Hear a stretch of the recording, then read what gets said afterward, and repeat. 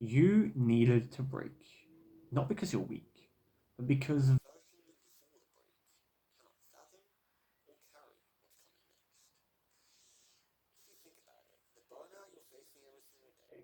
the silence you're hearing every single day, and the days where you just feel like you can't do anything, you can't move forward in life.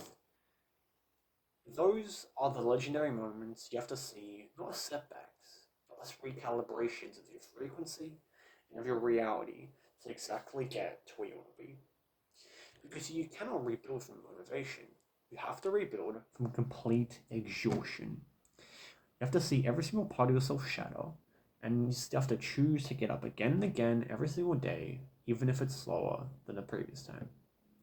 Because people think that growth is all about this massive effort consistently, but the real growth isn't made in to-do lists or habits or systems like everyone wants to tell you, but it's in trusting, in having faith, and in surrendering yourself to the greater plan that is always going to be greater than you.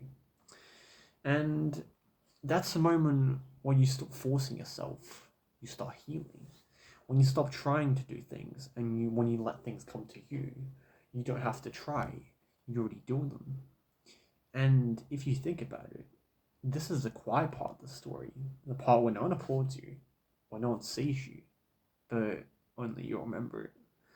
And in a few cases, that one isn't just one, it's two people with one idea, with one force. And if you know, you know. And remember, this is the moment where it all began. But in reality, it all began 3.5 years ago. So what can I say? We need to be broken to be rebuilt. Peace out. 2060 is in the way. More in the way. Subscribe, comment down below anything you want to see or hear, and hit the like button so you're here when we blow up next year. Bye bye.